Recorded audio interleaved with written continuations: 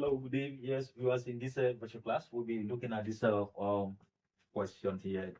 Um, Product rule from first principle. We're going to derive or establish.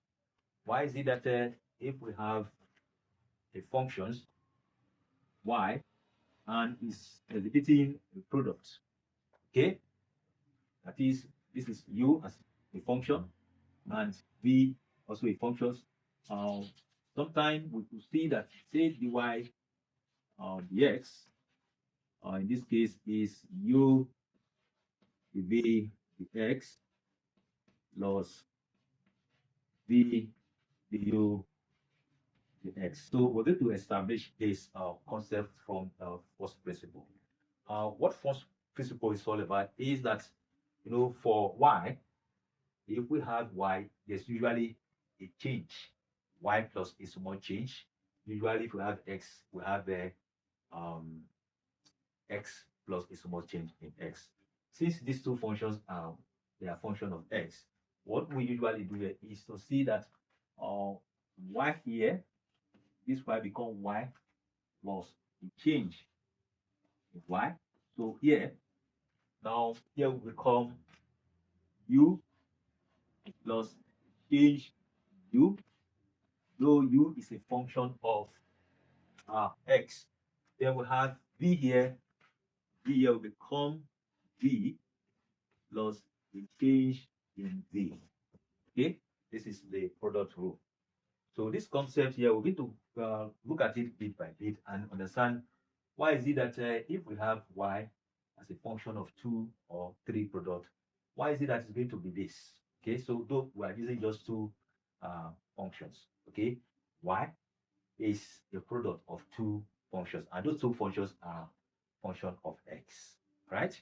Then let's now move forward here. We could also rewrite this. We could say that change in y here is we expand this. So we'll move this one to the right hand side first. So before expansion, this is u plus the change in u, close bracket. We have v plus the change in v minus y.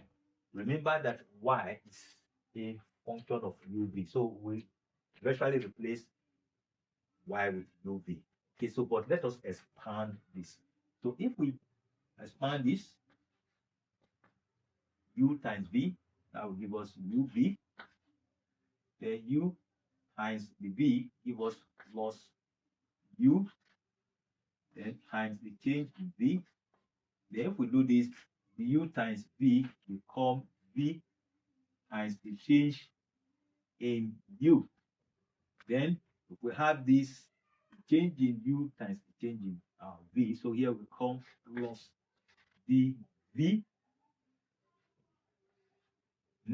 plus the change in v and change in u minus, we have said that y is a function of uv. This become, so uv and uvd can easily go up first.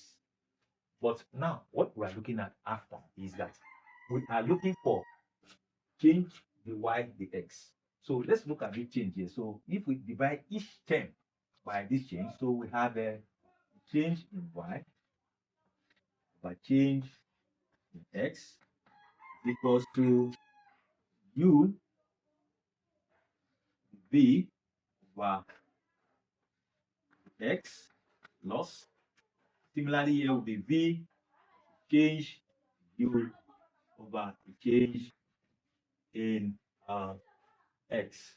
So now plus the change v change u over change in what? In x. Then what happens is this. Once you arrive at this place, we need to apply the principle of limits by saying that as this limit, as the limit of change in x, okay, now tend to zero, very close to zero, approaches zero, we will see that all this following, that a change in y over a change in x become the y over the x, right? So similarly, a change in V over a change in S become the V of the S. Then similarly, we have here we have change in U over a change in S become the U of the S. So now, if we apply this, if we apply this on this now, this term here, this particular term that has to do with V change in V, change in U over change in S. This one, to apply, put 0 here. This is becomes 0, is blown off. So what is left now is that the whole of this becomes dy over the x equals to, like we have seen here, this is u dv over dx plus v u over what? Over the s. This is why you see in textbook that the product rule says that once you have y as a function of x, and the functions they have two functions too, which can be expressed as u is a function of x and b is a function of x. So your dy dx is u v ds plus v du ds. So this is how it is derived from the concept of first principle. Please, if you like this video, like, comment, share, follow my page, and also subscribe to my YouTube or Matic. If you also need my for the math classes, please, you can also reach out to me via my DM. See you in my next virtual class.